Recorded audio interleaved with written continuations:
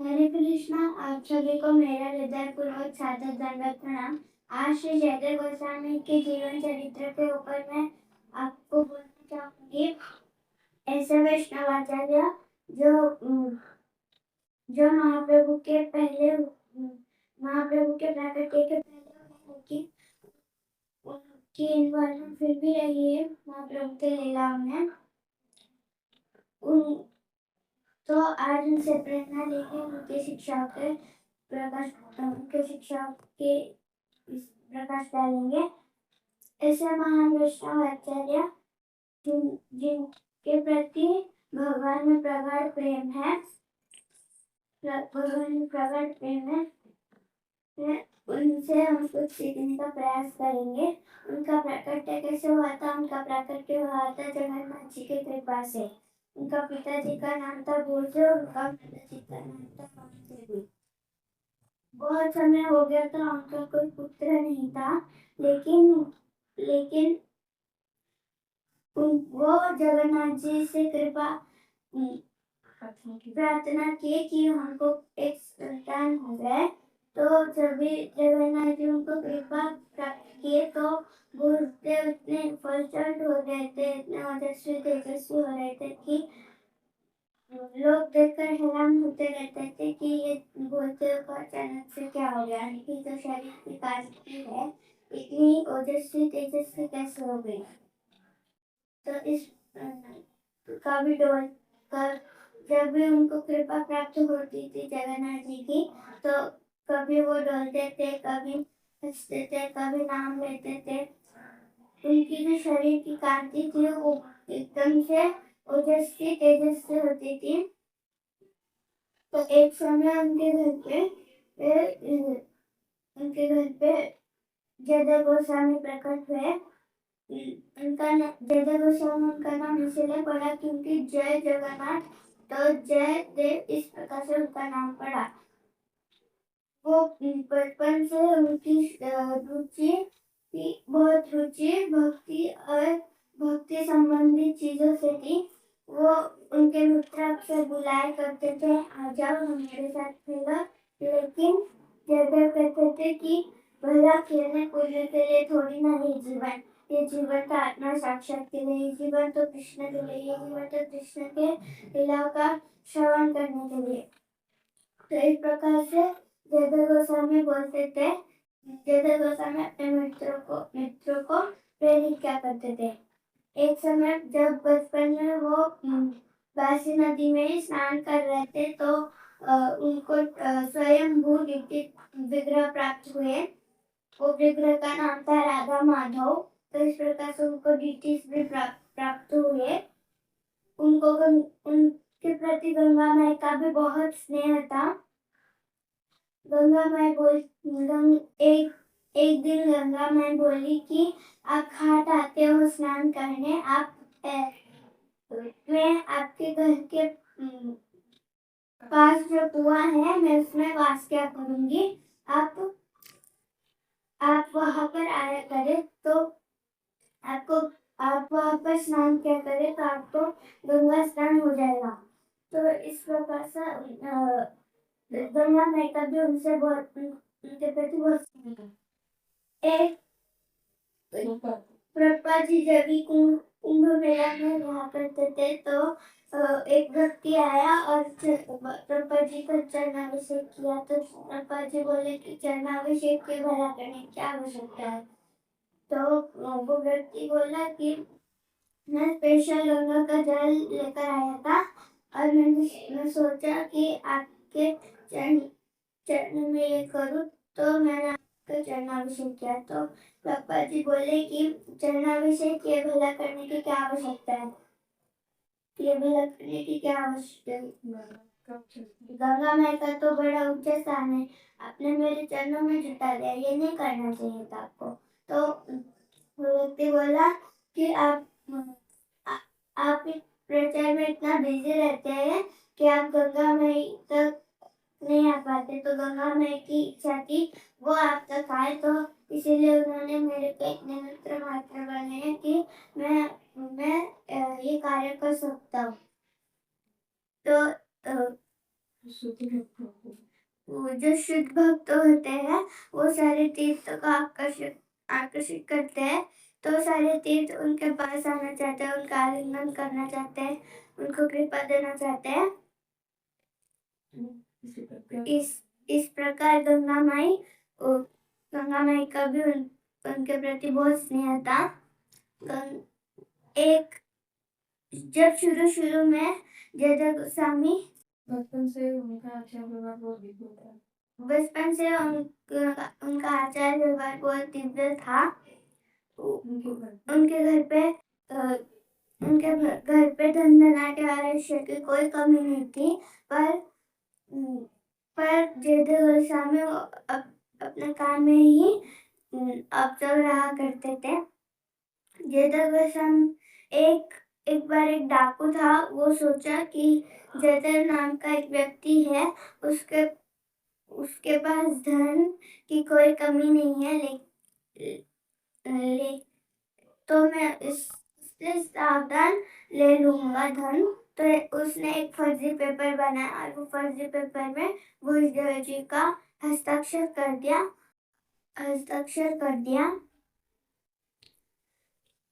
जयदेव गोस्वामी के पास पहुंचा। जयदेव गोस्वामी वो बोला कि देखिए, आपके पिताजी ने इतना लोन लिया था। आपके पिताजी तो चल बसे, लोन तो उन्होंने चुकाया नहीं।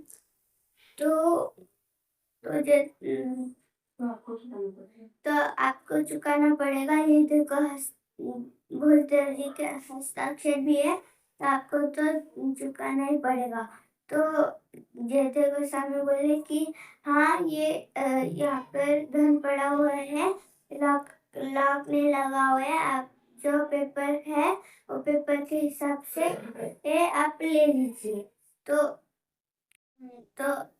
वो डाकू बोला कि मैं सोचा था कि ये काम उनको थोड़ा कन्विंस करना पड़ेगा, लेकिन ये तो एक ही डॉक्यूमेंट में कन्विंस हो गए। तो जयदेव गोस्वामी एक शुद्ध पुरुष थे, तो वो जानते थे कि सामने वाला व्यक्ति बेईमान है। जब वो डाकू बटोर रहा था, तो एक व्यक्ति दौड़ता हुआ आया और बोला कि तेरे झोपड़ी में आग लग गई है। तो वो व्यक्ति दौड़ के गया कि झोपड़ी में आग लग गई है। और फिर जब भी देखा तो झोपड़ी जलकर राख हो गई थी। घर में जो सामान था वो सब राख हो गया था। तो उसने जयदेव गोस्वामी से आकर क्षमा मांगी। और जयदेव गोस्वामी बोले कि आपका जो नुकसान हुआ है, आपको धन से ले सकते हो। तो जयदेव गोस्वामी बोले, तो डाकू बोला कि नहीं, मैं ये गलती और नहीं करूँगा। जब शुरू में जयदेव गोस्वामी नवद्वीप में रहा करते थे, तो वो दशावतार स्तोत्र लिखा करते थे। वो दशावतार के जो स्त्रोत है, भगवान के 10 अवतार, उनके बारे में बड़ा सुंदर विख्यात हो गया था। उसमें से चौथा स्टैंजा हम हर रोज गाते हैं। वो है, तव कर कमलवरेणका अद्भुत श्रृंगार चरितां हिरण्यकशिपु तनुभृंगा केशवधृता नरहरि रूपा जय जगदीश हरे। तो वहाँ का जो राजा था, उन्होंने जब सुना तो उनके रोंगटे खड़े हो गए। इतने सुंदर से किसने ये अद्भुत रचना की है। तो उनके मिनिस्टर जो थे गोवर्धन, वो बोले कि जयदेव गोस्वामी के अलावा और कौन हो सकता है इतनी सुंदर रचना करे, और कौन हो सकता है। तो वहाँ का जो राजा लक्ष्मण से गोवर्धन बोला कि राजा बोले कि अच्छा मैं उनसे जाकर मिलना चाहूंगा, कैसे मिल सकते हैं? तो वो मिनिस्टर बोले कि अ, आप ये रांची वेशभूषा में जाएंगे तो आप मिल नहीं पाएंगे। आप एक काम करो, आप सिंपल क्लोथिंग में जाओ तो आप मिल पाएंगे। क्योंकि वो देखते रांची ठाट वाट वाले दूर रहते, वो भजन में रहते, तो वो सिंपल क्लोथिंग में आए और जयदेव गोस्वामी को प्रणाम किया। जयदेव गोस्वामी देखते ही पहचान गए कि कि,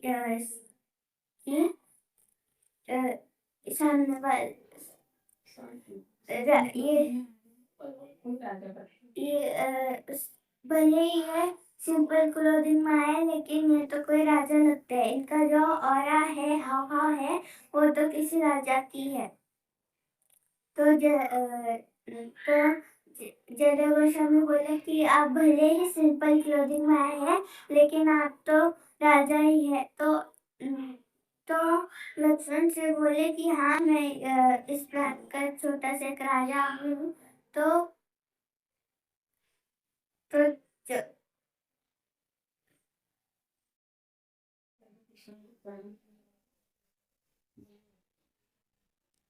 मैं यहाँ पे बिजनेस मेरे यहाँ पे छोटा सा बिजनेस है। मैं यहाँ से गुजर रहा था, तो मुझे पता लगा कि आ, आपके जैसे महान सर यहाँ रहते हैं, तो मैं आपके पास मिलने को आया था। लेकिन जयदेव गोस्वामी ने लेकिन देखते पहचान गए कि ये तो किसी राजा ही है। तो राजा बोले कि आप दशावतार स्तोत्र में हमारे प्रांत में गाया करोगे तो हमारे प्रांत की शोभा बढ़ जाएगी, अगर आप ऐसा करोगे तो जयदेव गोस्वामी ने डांट लगाए। आप क्या समझते हैं, आप किसी को भी खरीद सकते हैं? तो मैं ये लोकप्रियता के लिए गाता हूँ, ताकि मैं तारीफें बटोर इसीलिए गाता हूँ। तो जयदेव गोस्वामी तो राजा नम्रता भाव से बोले कि आपको अगर वहाँ पे कोई आपत्ति है तो पास का एक स्थान है चंपाहाटी, आप वहाँ पे रहा कीजिए। तो आपको गंगा तो मैं हर रोज आके वहाँ पे श्रवण क्या करूँगा। तो जयदेव गोस्वामी बोले कि ठीक राजा मैं आपका परीक्षा ले रहा था। मैं देख रहा था कि आपको घमंड है कि नहीं, क्योंकि जब भी ऐश्वर्य धन आता है तभी घमंड भी साथ में आ जाती है। तो मैं देख रहा था आपको घमंड है कि नहीं है। मैं देख रहा हूँ आपका जो हृदय है वो भक्तों वाला है। तो आपने जो स्थान बोला है, मैं वहाँ पे निश्चय रहा करूँगा। और आप जब भी आएंगे तभी मैं जगन्नाथ जी की खुशी के लिए और आपके खुशी के लिए मैं दशावतार गाया करूँगा।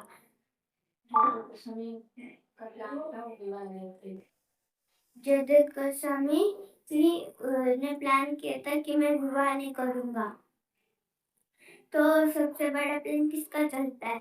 भगवान का चलता है।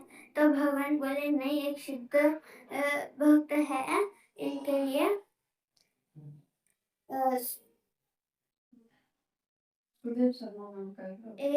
सुदेव शर्मा नाम के एक भक्त थे। उन्होंने वो बोले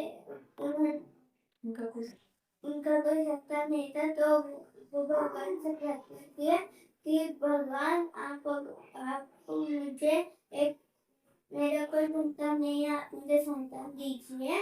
अगर आपने पुत्र दिया तो मैं उसको पंडित के तौर पे दे दूंगा। अगर आपने पुत्री दिया तो मैं उसको देवदासी के रूप में दे दूंगा। मुझे अपने लिए कुछ नहीं चाहिए, मुझे आपके अर्पित है कि मुझे आपको कुछ अर्पित करना है, इसीलिए मुझे चाहिए। मेरे पास अर्पित करने के लिए कुछ तो नहीं है। ये कमल का फूल है। कमल का एक बगीचा था, उसमें बहुत सारा कमल था, लेकिन सबसे सुंदर कमल ये था। आप इसे स्वीकार करें और मेरे मेरे इच्छा को पूरा कीजिए। तो कुछ दिन बाद उनको एक पुत्री प्राप्त हुई। कमल देखकर उनको पुत्री प्राप्त हुई थी, इसलिए उनका नाम रखा गया पद्मावती। तो जब भी पुत्री बड़ी हो गई तभी सुदर्शन नीचे नीचे से डिसाइड किया था कि मैं भगवान को दे दूंगा। तो बोले कि भगवान, ये पुत्री बड़ी हो गई, आज से आपको मैं देवदासी के तौर पे दे देता हूँ। तो भगवान बोले कि हाँ ठीक है, देवदासी के रूप में, लेकिन मैं चाहता हूँ इनका विवाह हो जाए। तो सुदर्शन बोले कि मेरा तो कोई Metro.com है नहीं। तो भगवान बोले कि मेरा है ना Metro.com। तो एक सुयोगी है, आप उनका नाम है श्री जोधर गोस्वामी। आप उनके पास जाइए। वो मना करेंगे कि मैं शादी नहीं करूंगा, लेकिन आपको बोलना है कि शादी करनी है। तो वो गए और जोधर गोस्वामी को प्रणाम किया। जोधर गोस्वामी कीर्तन कर रहे थे, उनको प्रणाम किया और फिर बोले कि हरे कृष्णा, ये मेरी बेटी है, ये आपके पत्नी है, आप इनके पति है, हरे कृष्णा। तो जोधर गोस्वामी बोले कि मैंने 8 प्रकार के सुने हैं, लेकिन ये कौन से शादी का स्टाइल है? कि पिता स्वयं आए और बोले कि ये मेरी बेटी है, आप इनके पति हैं, आप इनके पति है, ये आपकी पत्नी है। तो उन्होंने बोला कि मैं नहीं करूंगा शादी। तो सुदेव शर्मा बोले कि देखो अभी होना तो यही है। जगन्नाथ जी ने ये भी बोला था कि वो मना करेंगे शादी करने को, लेकिन आपको तो करना ही पड़ेगा। देखो अभी मैं बेटी छोड़ के जा रहा हूँ। अरे आप ऐसे कैसे छोड़ के जा सकते हो? मुझे शादी करना ही नहीं है। तो भगवान ने उनको इंडिकेट किया कि एक सिद्ध भक्त है, आप इनसे शादी करिए। तो जोधर गोस्वामी ने भगवान की खुशी के लिए गृहस्थ जीवन में प्रवेश किया। जब प्रवेश किया तो उनकी जुगलबंदी अमेजिंग थी। तो वो गीत गोविंद तभी स्टार्ट कर देते। तो जब भी वो डिक्टेट क्या करते थे, तभी उनकी वाइफ लिखा करती थी। जब भी वो गाया करते थे, तभी उनकी वाइफ नाचा करती थी। इस प्रकार से दोनों बड़े सेवक के साथ रहते थे। उसमें से 19 स्टांजा आता है। स्मरण गरल खंडनम मम शिरसि मंडलम देहि पद पल्लवम उदारम। किस प्रकार से कृष्ण राधा रानी का मान भक्त करने के लिए पर धारण करते हैं। तो राधिका के चरण को शीश पे धारण करते हैं। तो जोधर गोस्वामी बोले कि वो श्री कृष्ण जो जिनका चरण स्तुति करने योग्य है, वो ही श्री कृष्ण राधिका के चरण को अपने शीश पर धारण करते हैं। ये ना लोग हजम नहीं कर पाएंगे।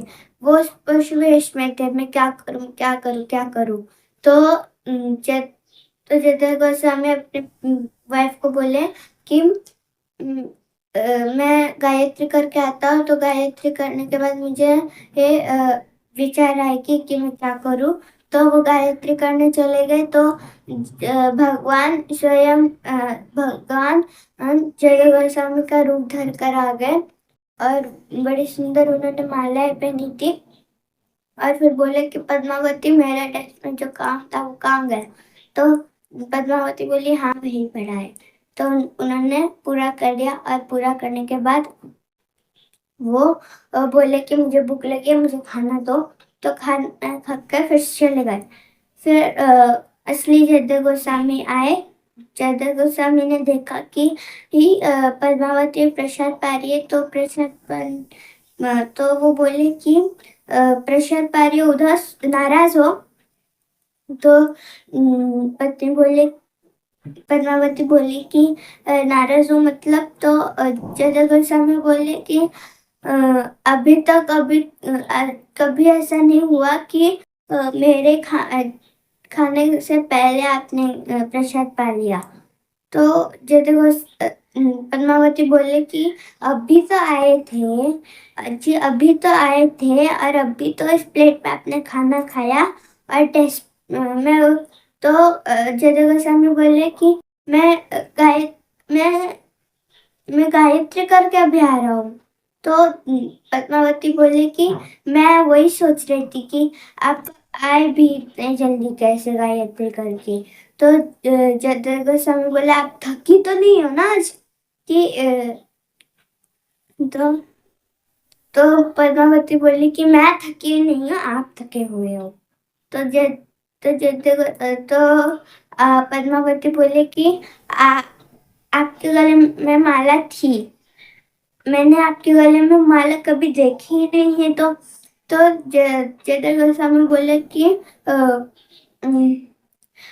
ये देख, पद्मावती बोली कि ये देखो पुष्प भी गिरे हुए हैं। तो जयदेव गोस्वामी ने पुष्प देखा। तो फिर पद्मावती बोली कि आप डेस्क में जाके कुछ लिख भी रहे थे। तो वहां पे खोला तो देखा स्मरणकर लिखा हुआ था, स्मरणकर खंडनम मम शिरसि मंडलम देहि पदपल्लवम उदारम राधिके देहि पदपल्लवम उदारम।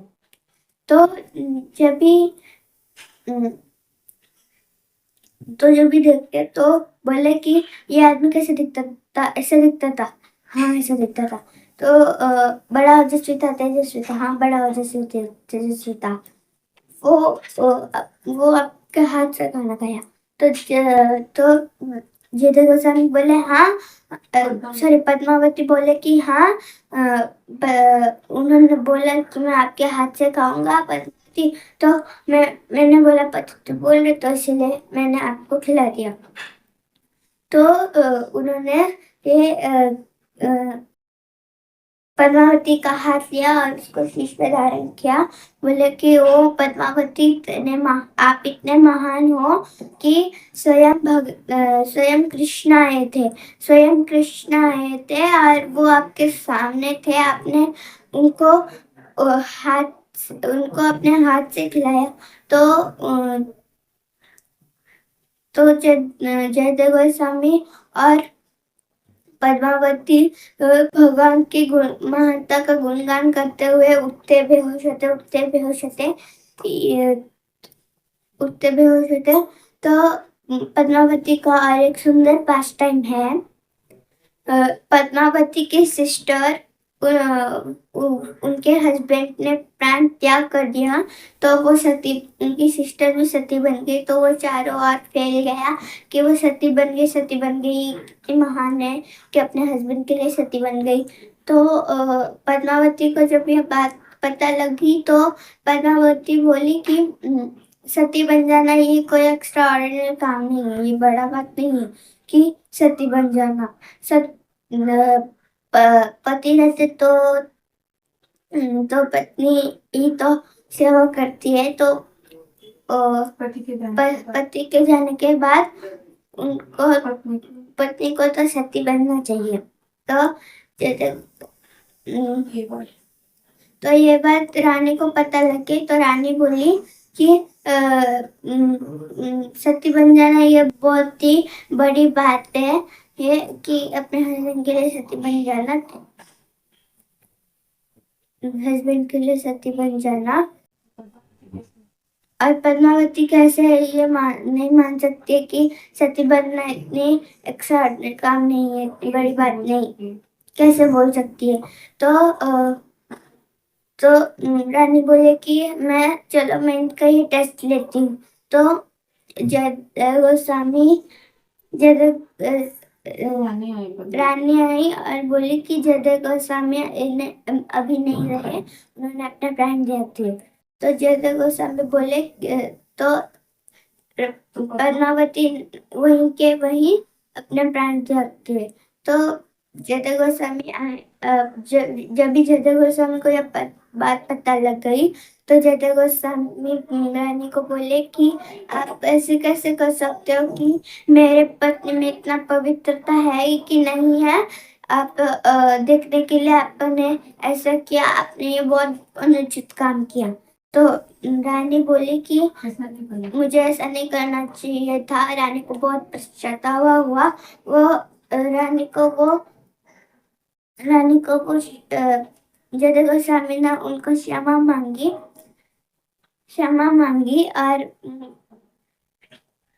मांगी और फिर बोले कि मैं चाहती हूँ कि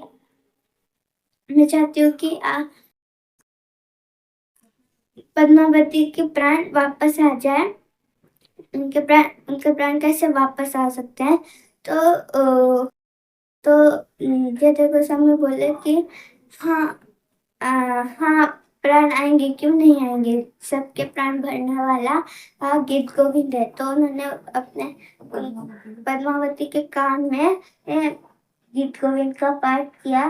तो पद्मावती फिर से लौट आई, उनके जीवन फिर से आ गए। तो she is back in her life. Hare Krishna, धन्यवाद। गीत गोविंद का सुंदर पास टाइम है, मैं आपको वो दूसरे भाग में बोलूंगी।